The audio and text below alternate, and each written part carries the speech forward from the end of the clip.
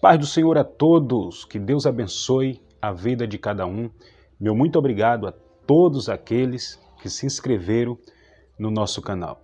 Você que está nos assistindo pela primeira vez, que não me conhece, eu sou o pastor Luciano Alves, pastor dirigente aqui na cidade de Nova Rosalândia, Tocantins, na Assembleia de Deus Ministério de Madureira, Campo de Fátima, onde o nosso pastor presidente é o pastor Silvano Cardoso e a pastora Maria Ibanilza, o qual nós temos aqui um grande apreço.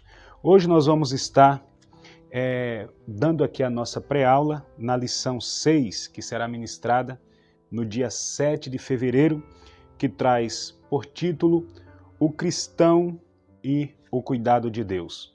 Hoje é justamente essa lição que nós vamos estudar e eu já peço a você que se inscreva aqui no nosso canal.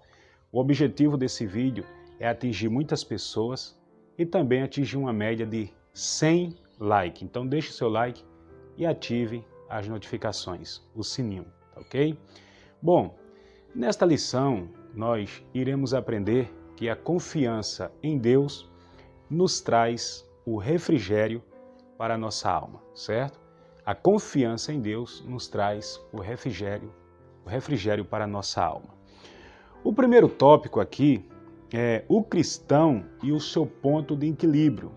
É onde nós vamos estar estudando, tentando aqui alcançar cada objetivo da lição, certo? Então, o que fazer em situações difíceis? O que eu e você temos que fazer em situações difíceis? Bom, primeiro, buscar socorro em Deus por intermédio da oração. É uma ótima escolha, certo? E buscar socorro em Deus está ligado a você tomar uma atitude, a se posicionar. Ou seja, diante da dificuldade, nós temos que tomar uma atitude. Nós não podemos ficar prostrado, mas temos que nos posicionar. Deixa eu aqui dar um exemplo para você. O que é para eu fazer, eu tenho que fazer. Mas o que é para Deus fazer, Ele vai fazer, né? Por exemplo, está alguém doente, então essa pessoa vai procurar o médico. Se o médico não resolver a causa, esta pessoa ela vai orar com confiança em Deus para que Deus resolva a causa, certo? Está desempregado, vá procurar um emprego, certo? Mas tem que tomar uma atitude e Deus vai fazer a parte dele. Segundo, o que devemos fazer em situações difíceis? Confiar em Deus por intermédio da fé. Hebreus capítulo 11, versículo 6 vai nos dizer que sem fé é impossível agradar a Deus, certo?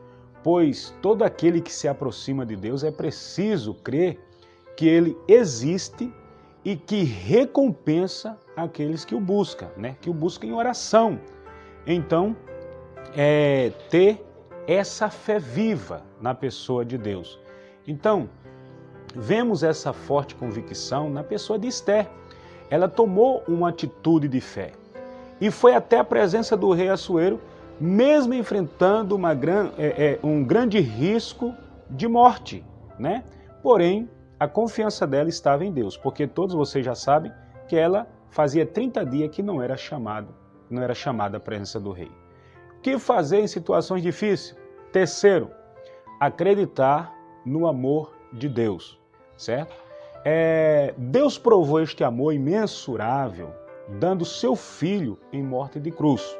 Quando nós lemos João 3,16, nós vamos ver que Deus amou o mundo de uma tal maneira que deu o seu Filho unigênito, né? O seu único Filho, para que todo aquele que nele crê não pereça, mas tenha a vida eterna. Também, se você vê um texto paralelo a esse, você vai lá em Isaías 49,15, que o profeta usado por Deus vai dizer: porventura, pode uma mulher esquecer-se tanto do seu filho que cria, que não se compadeça dele, do filho do seu ventre? Isso é uma pergunta. Aí o Senhor, usando o profeta, diz: mas ainda que essa se esquecesse dele, contudo, eu não me esquecerei de ti. O que fazer em situações difíceis? Quarto, manter o equilíbrio, certo? Nós temos que ter o equilíbrio.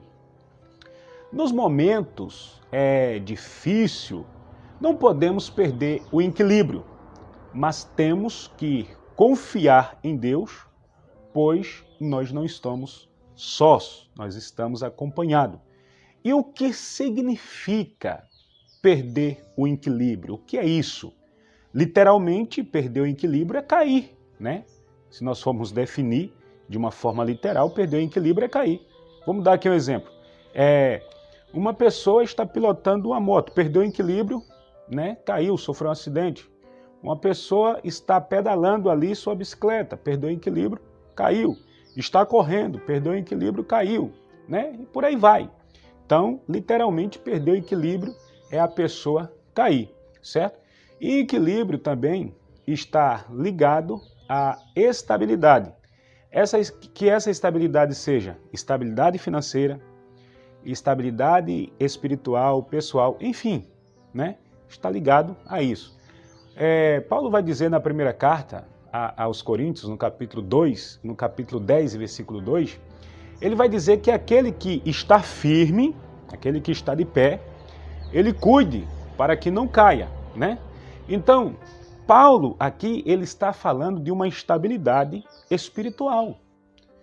E um cristão com uma vida voltada ao equilíbrio, uma vida equilibrada, espiritualmente falando, é uma pessoa que tem bons hábitos, né? Esses bons hábitos estão relacionados ao quê? A oração, a ler a Bíblia Sagrada, a jejuar. Então essa pessoa ela mantém esse equilíbrio, certo? Então nós observamos que o cristão sem esses hábitos fica fácil para perder o equilíbrio espiritual. E quando o cristão ele perde o equilíbrio espiritual, ele fica vulnerável ao ataque do diabo, certo? Ele não ora mais como antes, ele agora não lê a Bíblia mais como antes, não jejua mais como antes e muito menos ele vai aos cultos, cultuar com os seus irmãos ali unidos. Então, nós vemos em Mardoqueu um equilíbrio espiritual muito grande. Quando nós lemos Ester capítulo 4, versículo 1, nós vamos ver que tudo o que tinha acontecido ali, aquela situação, quando Mardoqueu rasgou as suas vestes de pano de saco e cinza e saiu pelas ruas da cidade chorando amargamente em alta voz, nós vamos ver agora esse equilíbrio do Mardoqueu, porque o fato de Mardoqueu se vestir de pano de saco e cinza, sair chorando pela cidade, ali nós observamos que foi um sinal de tristeza e lamentação. Então, a princípio, nós vemos sim ali um abalo, certo? Um abalo referente ao decreto do rei. Porém, Mardoqueu não perdeu a fé, e isto mostra que Mardoqueu, ele não perdeu o equilíbrio, certo? Então, isso é muito importante na vida do cristão, ele não perder esse equilíbrio. Então, já que a gente comentamos aqui esse ponto 1, o tópico 2, a dor nos impulsiona a buscar a Deus. Então, veja bem, a dor, ela nos impulsiona a buscar a Deus. Como que um momento de dor, de tristeza, vai nos aproximar de Deus? Isso é uma pergunta. Primeiro, através do conhecimento da palavra, certo?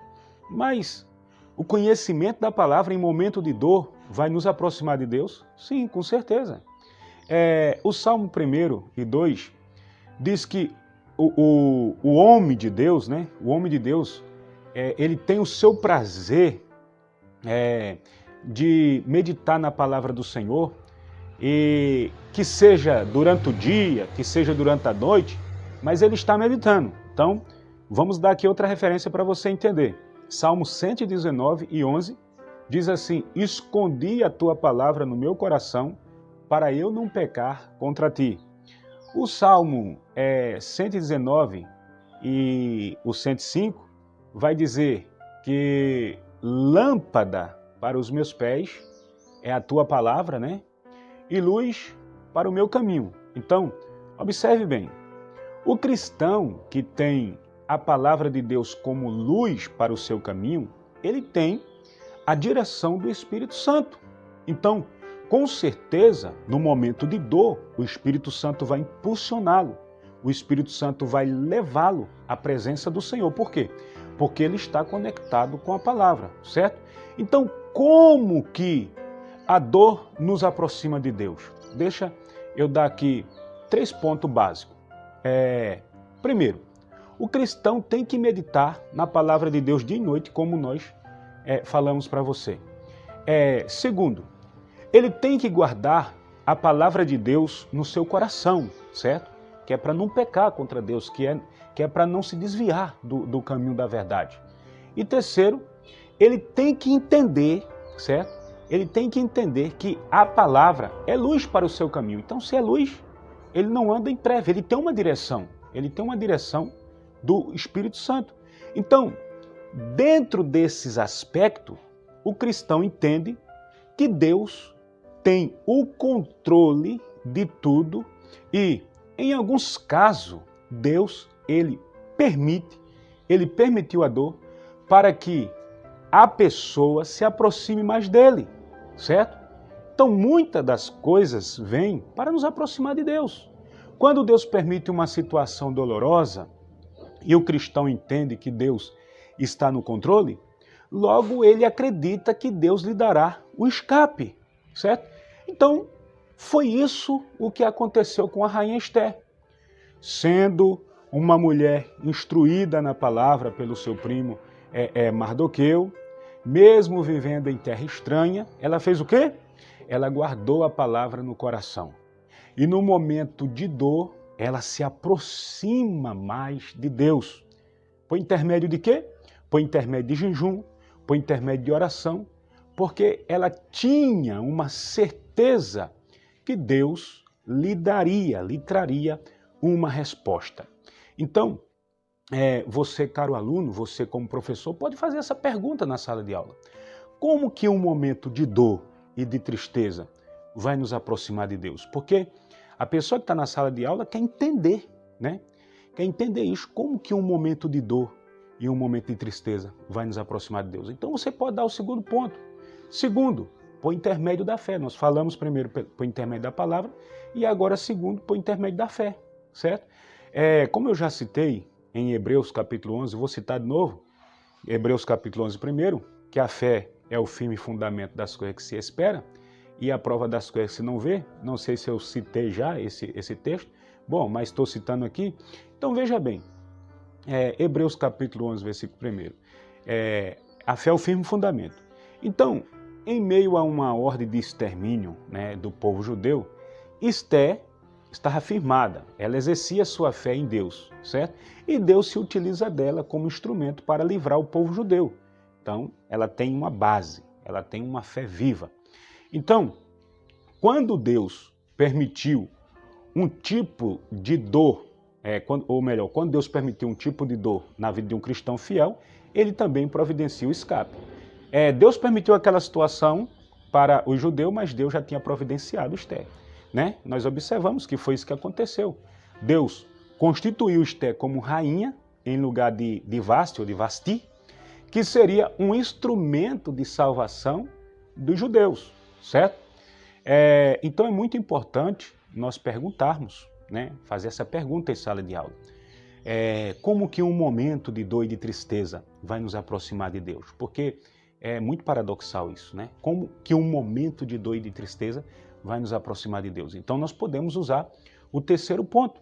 Terceiro, através de um clamor sincero. Aí nós vamos para Jeremias, capítulo 33 e 3, onde o profeta, sendo usado por Deus, vai dizer: clama a mim e responder-te-ei e anunciar-te-ei coisas grandes e firmes que não sabes. Então nós podemos citar esse texto, certo?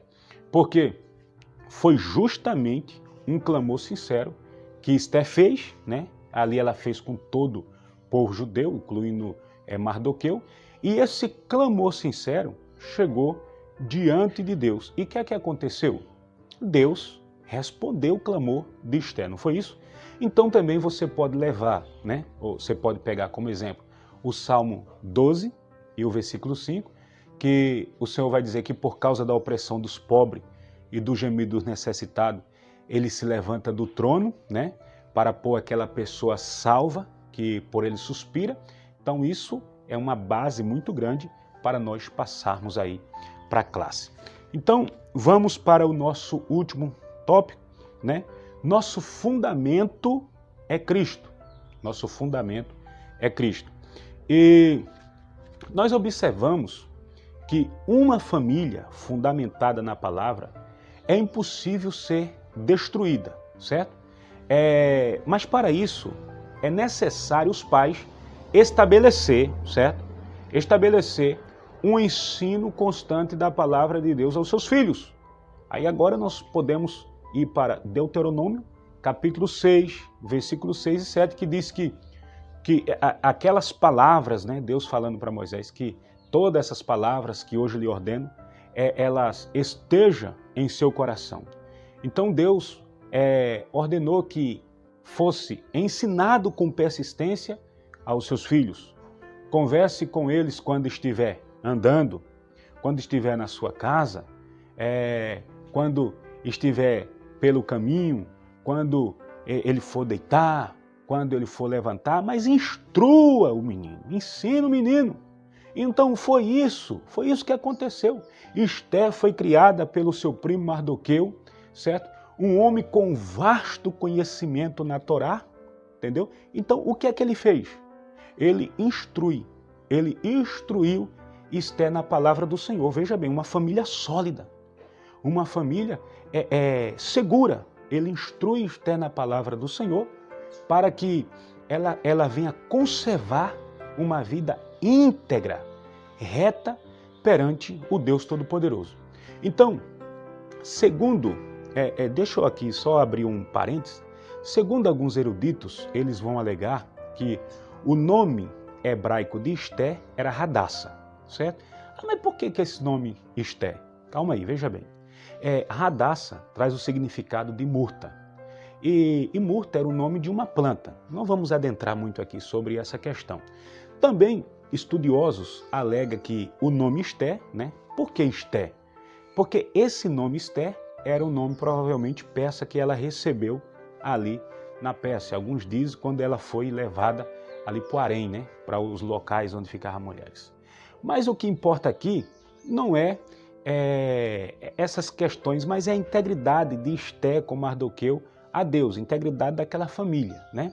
Mardoqueu e Esther, nós observamos que era um modelo para aquelas pessoas ímpias, entendeu? Então, nós entendemos que a família, certo? Ela é a célula base da sociedade. Então, se a família estiver bem, moral, social e espiritualmente, isso vai refletir algo benéfico para a sociedade. Todo mundo vai ficar olhando. Então, essa família será um modelo. Então, foi justamente isso que deixou Satanás irado, porque ele não encontrava brecha na vida de Mardoqueu e nem muito menos na vida de Esther. Daí Satanás, ele faz o quê? Ele acha um coração invejoso, ele acha um coração ruim. Ele se utiliza de Amã para tentar desestabilizar Mardoqueu. Porém, Mardoqueu estava fundamentado aonde? Na palavra, né? Na palavra de Deus. E uma família fundamentada na palavra de Deus, ela é indestrutível, certo? Ela é indestrutível. Por isso, Paulo vai dizer no capítulo 3 de 1 Coríntios, versículo 11, que ninguém pode pôr outro fundamento além do que já está posto, o qual é Jesus Cristo. Então essa família tem que estar embasada na pessoa de Cristo, ok? Então, para a gente concluir, vamos para o 3.3. Sua família espiritual é o alvo, né? É o alvo de quem? O alvo de Satanás. O alvo de Satanás. Sabemos que nós temos um inimigo invisível. Tem um inimigo invisível por aí. E seu maior desejo é enfraquecer essa família espiritual. Que família espiritual é essa? É o povo de Deus. Paulo diz na segunda carta aos Coríntios, capítulo 2 e 11, que nós não podemos ignorar os ardis de Satanás. Não podemos ignorar, certo? Não diga eu piso na cabeça dele, eu faço isso. Não, não podemos ignorar. O segredo para essa família espiritual vencer os ataques do inimigo é ela viver em união, viver em unidade. Nós vamos ver isso em Atos capítulo 2, versículo 42, o 44 e o 46, quando a igreja primitiva teve um início visivelmente unida no partir do pão, na alegria, na perseverança, perseverando na doutrina dos apóstolos, e ali a Bíblia vai dizer que em toda alma havia temor. Então o segredo é esse. Eu concluo essa pequena pré-aula, esse resumo, falando que o segredo da família de Cristo é estar justamente em união, é viver em unidade. Observe, se você pega um saco de batata, ele cheio de batata, aquelas batatas estão unidas, certo? Elas estão unidas. União é um saco de batata ali. Aquilo é união. Mas se você pega aquelas batatas e faz um purê, aquilo é unidade. O purê é a unidade. Você já não identifica uma batata da outra, certo? Então, vamos procurar viver em unidade, para que essa família espiritual seja uma família indestrutível. Porque o Senhor Jesus Cristo falou para Pedro, dizendo no capítulo 16 e o versículo 18 de Mateus, eu te digo, tu és Pedro, e sobre esta pedra, sobre essa rocha, eu edificarei a minha igreja, e as portas do inferno não prevalecerão contra ela. Amém? Deus abençoe sua vida. Gostou do conteúdo? Então, o nosso objetivo é que esse vídeo venha alcançar 100 likes. Por quê? Porque ele alcançando 100 likes, esse vídeo ele vai alcançar mais pessoas. O robô do YouTube vai entender que o vídeo é relevante, então vai passar o vídeo para mais pessoas. Então nos ajude deixando o seu like, se inscrevendo no canal e ativando as notificações, ativando o sininho para que quando eu mandar aqui um vídeo, você receba aí no seu celular, no seu computador, onde você estiver, tá bom? Deus abençoe sua vida, forte abraço, até breve.